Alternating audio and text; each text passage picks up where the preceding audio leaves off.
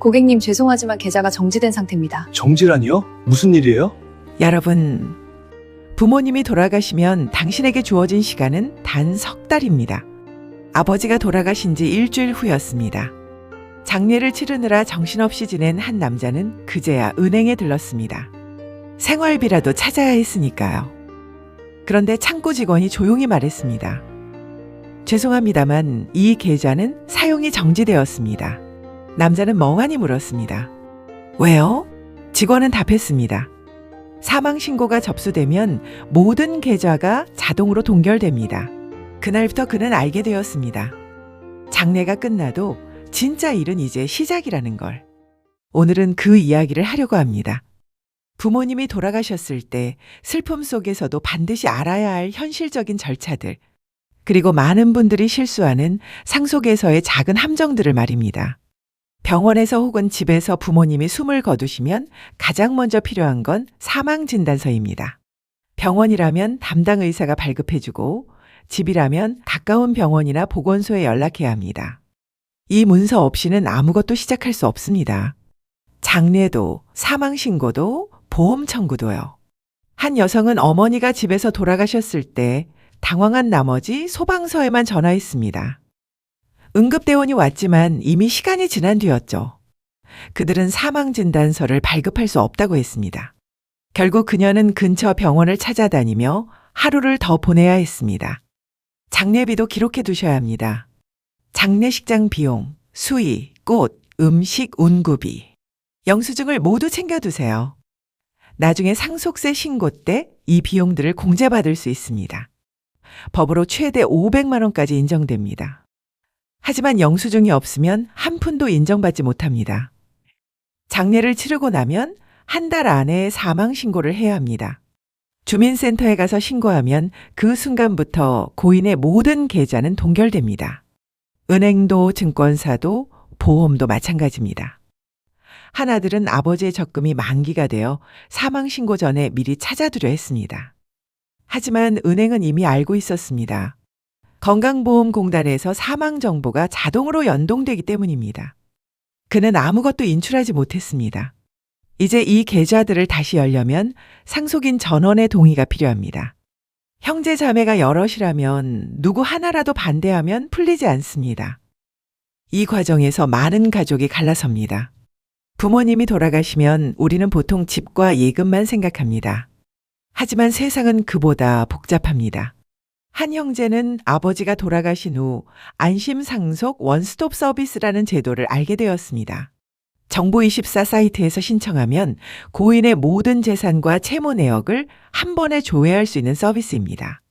그는 궁금한 마음에 신청했습니다. 그리고 충격을 받았습니다. 아버지 명의로 지방에 땅이 하나 더 있었고 생전에 친구 보증을 섰던 대출이 남아 있었습니다. 금액은 3천만 원. 땅의 가치는 그보다 작았습니다. 만약 그가 그냥 상속을 받았다면 그 빚도 함께 떠안았을 겁니다. 하지만 그는 석 달 안에 한정 승인이라는 절차를 밟았습니다. 이건 재산 범위 안에서만 빚을 갚겠다는 선택입니다. 재산보다 빚이 많으면 나머지는 책임지지 않아도 됩니다. 많은 분들이 상속 포기와 한정 승인을 헷갈려 합니다. 상속 포기는 모든 걸 포기하는 겁니다. 집도 예금도 빚도 모두요. 반면 한정 승인은 재산은 받되 빚은 재산 범위 안에서만 책임지는 겁니다. 문제는 시간입니다. 둘 다 사망 사실을 안 날로부터 석 달 안에 법원에 신청해야 합니다.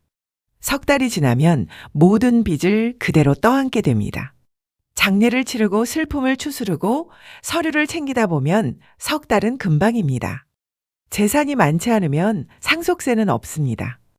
배우자가 있으면 최소 10억까지는 공제되니까요. 하지만 부동산이 있다면 조심해야 할 게 하나 있습니다. 바로 시가평가입니다. 아파트는 시세가 명확하지만 단독주택이나 땅은 애매합니다. 세무서는 보통 공시지가를 기준으로 평가하지만 나중에 실제 시세와 차이가 크면 문제가 생깁니다. 한 가족은 아버지가 남긴 오래된 한옥을 상속받았습니다. 공시지가는 낮았지만 재개발 구역이어서 실제 시세는 높았죠. 그들은 상속세 신고 때 공시지가로 신고했습니다. 그런데 1년 후 그 집을 팔았습니다. 그 순간 세무서가 움직였습니다. 실제 가치와 신고 가액이 다릅니다. 추가 세금과 가산세를 물었습니다. 상속 후 6개월 안에 부동산을 정확히 평가해 두는 게 좋습니다. 감정평가사를 부르거나 비슷한 시세를 조사해서 근거를 남겨두세요. 그래야 나중에 억울한 일을 당하지 않습니다. 상속에서 가장 아픈 건 돈이 아니라 관계입니다. 부모님이 살아계실 땐 형제였던 사람들이 유산 앞에서 남이 됩니다. 한 여성은 오빠와 30년을 친하게 지냈습니다.